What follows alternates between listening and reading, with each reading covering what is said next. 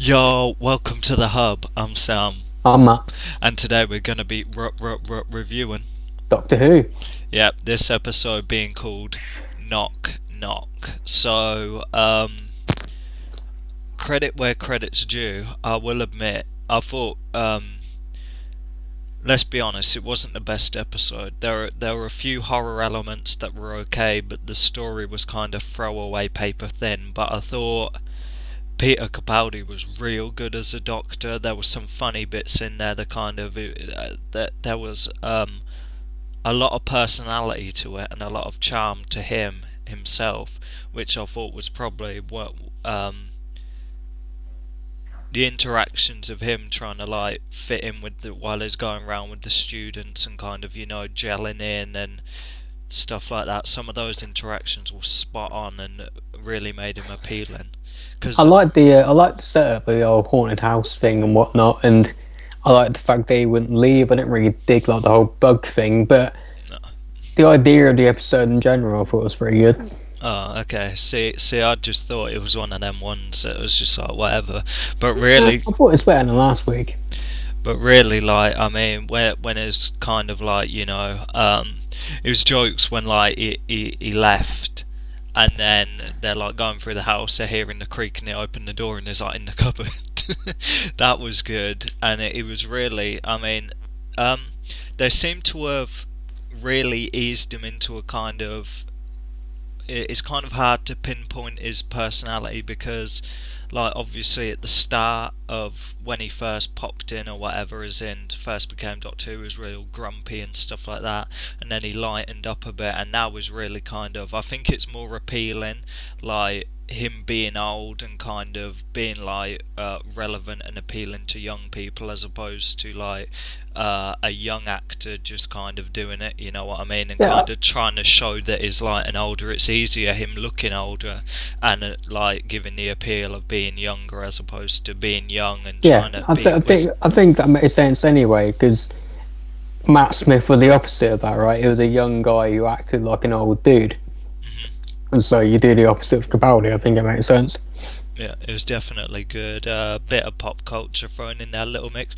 I'm pretty sure there was like at the start I was thinking like the kind of piano music playing. I'm pretty sure that's like a nod to Sherlock, the whole Moriarty thing, what he goes on about in season two. I thought I'd throw that in there just in case I don't throw it in there and like it's all everywhere You and know, looks like we missed it. you could be right, but the thing with Sherlock is that it only happens every 3 years or something. So season two of Sherlock was God knows how long ago now. So I don't remember, to be honest. Yeah, I know, but I thought I'd just throw that in there. So yeah, David Suchet, Poirot, he was pretty good. I liked him quite. Poirot, you keep banging on about Poirot like it's something I I should thought know. you'd know because we're English, but whatever. Well, he's real famous for that. He's like a famous English Okay. actor. Like all the old people love him and stuff like that. But I liked his kind of. Who is he? Is he the old caretaker guy or Yeah, yeah, just yeah, okay? yeah. It's not going to be a young guy, is it? How the hell do I know? I've never seen the show. Okay. Neither have I, but it's like Agatha Christie. It's like Miss Marple, isn't it? But it's like the guy. Haven't seen that either. Look, forget about it. I thought you'd know. So, yeah, I I know like. Agatha Christie because she was in an episode of Doctor Who. Oh, what a douchebag. So, anyway, I liked his real calm, cool demeanour. I liked his speaking tone, like real quiet. And he was coming off alright at the start when he pops in. They're like, oh, yeah, we got this, we got that, problems. And he'll be like, okay, I'll come back in the morning and fix that for you. No problem. I was thinking. Junior was coming off all right. Like it Uh, straight away. That's creepy. well, it weren't No, like, it's oh, Doctor Who. You know that's creepy. would you rather it was just like, you wanna know what? I ain't gonna sort it out, you know what I mean? That's gonna Yeah, cost me money. I'd believe that more. Whatever, man. I guess I like Bill. I think I like. It's interesting because her situation, as it were, kind of dictates a lot of the stuff. Whereas Clara was like a babysitter and she did the stuff with the kids, and like Amy, it was always kind of about her and Rory. With like, it's interesting because Bill's like on it the whole time travel thing, but in the other sense, it's like she's not like, oh my god, like Rose Tyler, like, oh, let's go see everything, do everything. She's still like, she's grounded in the sense that, look, yo, I've got things to do in the real world that may not not be important in the long term, but it's like, yo, I'm doing university, blah blah blah. Yeah, but in the Moffat era, they've kind of done that. Amy ran away originally, but towards the end of their run, they had their lives again, and Clara, there was a thing with the kids, but they got away from that, and she was a teacher at the school eventually, right? So they've done more in the Moffat era to build up the idea that these people still actually have a life to live, whereas in the Russell T Davies era, it's like they never. I mean, with Rose, it was literally a point where she didn't go home for like a year or something. So I think that's better. I think it's better if you at least establish they have some sort of life to live away from the Doctor, because otherwise you get the Sarah Jane situation of, oh, my life was over when you left me kind of thing, don't you? Yeah, it's sad and pathetic. So yeah. I'm not going to say it's amazing episode as I mean, I'll agree with you about the kind of bug thing and stuff like that, and then it's like it turns out he's not the dad of, like, I mean, the Eleanor or Eliza, I forget her name, Eliza or whatever, when like the little wood girl or whatever, wood woman, that looked terrible. It did. That looked way off. It looked whack, and I thought the twist was decent enough, but I didn't. It's that you then turn into a little boy, which I get it, but it was a bit weird. You always kind of knew where it was going anyway at that point. Like, she was like, I want you to go off and enjoy the world and stuff like that. Like, I swear this guy's like 70. So how much money does this guy have or whatever? And it's just like, and I think it's technically he's killed a ton of people. He's absorbed them into the house. He's like kills from what? He's like from a little boy to being like 70 odd. He must have killed like hundreds of people. So let's be honest. And it's like, go out there and live your life. Like, what life? Yeah, the doctor should have held him up on that. He should have been like, wait for a second here. So he kind of knew where it was going. She kind of, they turn into little beetles or whatever and disappear, and then the house disappears, and it's just like, ugh. Yeah, but then they bring everyone back to life again. Yeah, I guess that was okay, because normally they kind of are just like, oh, forget about you, know what I mean?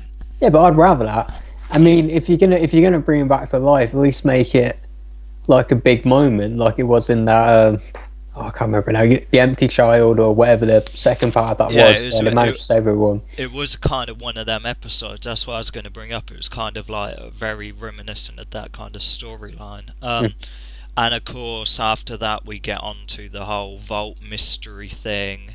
Yeah. You see, it seems like it's too easy for it to be the Master.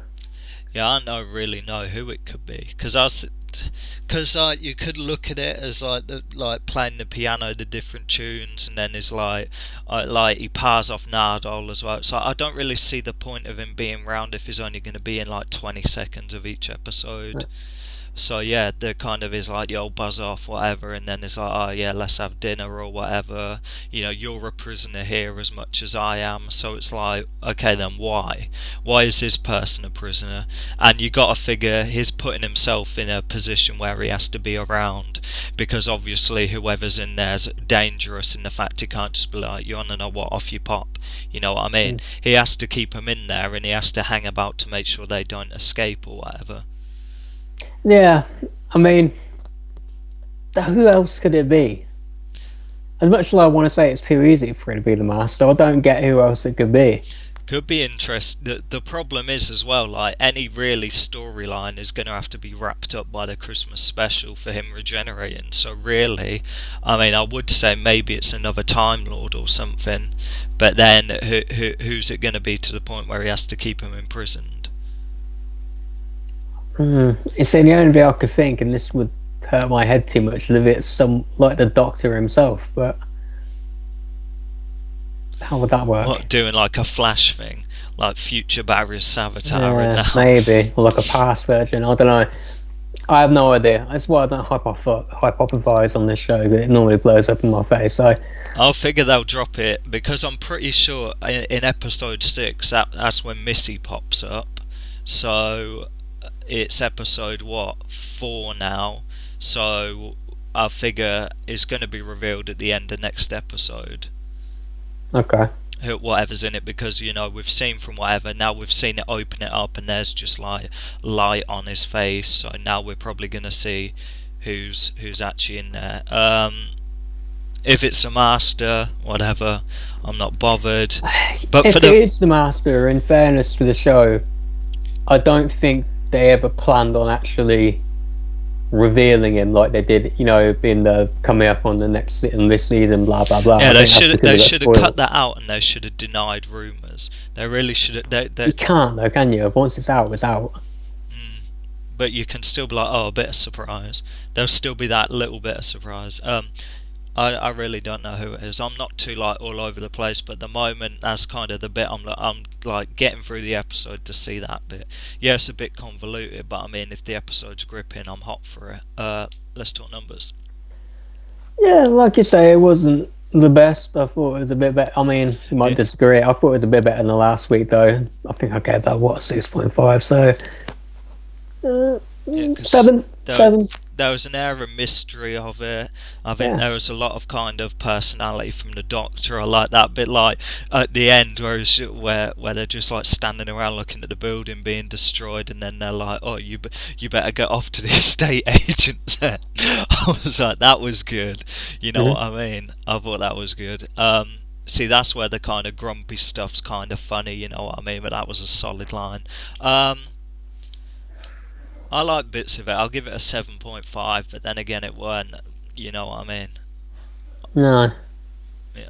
So I'm looking forward. I don't really know what they can do. Really, it's gonna hype up when Missy pops up and stuff like that. And like, I feel like the second half of the season is gonna be popping, but up to that point now they're just getting these little bits out of the way. But as of after next episode, it's just going to pop all the way through, because we've got the Master/Masters, the Ice Warriors, and the Cybermen. So, yeah, it seems like up to this point, they're spending a lot of time trying to build up the dynamic between Bill and the Doctor, which is understandable when you've got a new companion, but it does kind of raise questions about the future, though, doesn't it? Like, are we going to have to do this again with a new Doctor? Yeah. If Bill's even the companion. Bill's solid, you know what I mean? I'll be honest. She's quite. I like her, you know what I Me mean? too, but it's like once you get another Doctor in there, will it still work? I completely agree. But I mean, you could look at it with the whole Clara Capaldi dynamic going from Matt Smith over to it. But really, I don't think that first season was solid anyway. What, with Matt Smith? Capaldi and Clara, because there was really 2 seasons. Because like his first season, I don't think it was as solid. There were good episodes in there, but I don't think it was as solid to like, if that was sick, and then the next season where she ends up like dying or disappearing, whatever, if that was sick, then maybe we would have got a better gist of it. But really, that being that, you can't really get a proper grasp of it. Well, time will tell. Yeah. So I'm Sam. I'm Matt. That was a good pun there. And we'll see you in the next episode.